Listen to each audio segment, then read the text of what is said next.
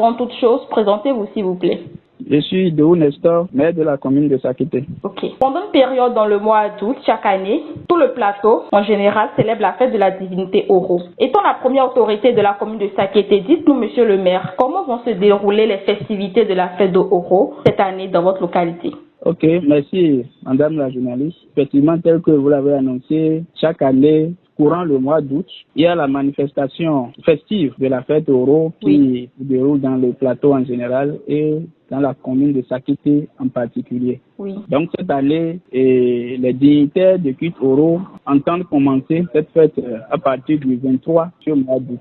Seulement que la célébration cette année intervient dans un contexte spécial. Premièrement parce que il y a la pandémie de Covid-19 qui sévit dans notre pays et qui a obligé le gouvernement à prendre certaines mesures de restriction, certaines mesures barrières pour barrer un peu la voie à la propagation de ce mal. Oui. Deuxième aspect, c'est le caractère spécial de l'année scolaire de cette année qui a fait que nos élèves de la classe de CI au CM1 étaient restés un peu à la maison dans la période de confinement, si on peut le dire. Et depuis le 10 août passé, on repris les classes et ça se poursuit jusqu'en septembre. Donc, ces deux éléments mis ensemble aujourd'hui font que le préfet du département du plateau a initié une tournée d'échanges avec les unitaires de culte Oro et ensemble c'est convenu que la fête aura bel et bien lieu. Oui. Mais il n'y aura pas de fermeture, il n'y aura pas de manifestation comme d'habitude. Oui. Mais il y aura la fermeture la nuit. La fête va se dérouler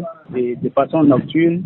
Oui. Les cérémonies essentielles, les sacrifices essentiels et tout ce qui est autour va se faire pour permettre aux dignitaires de célébrer cette fête. Ok. Étant la première autorité par rapport à cette décision, que faites-vous? Oui, en tant que première autorité, nous avons la responsabilité de suivre le respect de cette entente qu'il y a eu entre les dignitaires et les autorités au niveau préfectoral et au niveau national. Nous, au niveau local, sommes en train de suivre, nous sommes en pourparlers pour permettre, pour sensibiliser, pour que tout le monde puisse comprendre le bien fondé de cette décision, de cette entente qu'il y a eu entre les dignitaires et les autorités. Donc, tout le monde doit comprendre que ce n'est pas de gaieté du cœur que la décision a été prise, mais c'est pour le bien-être, c'est pour préserver la santé de tout le monde et permettre à nos élèves d'aller normalement. Un message à l'endroit de la population de Sakété? À l'endroit de la population de Sakété, je lance un appel, je leur dis d'être calme et serein, de rester en prière pour que ce mal qui a bouleversé les habitudes de tout le monde cette année puisse le plus tôt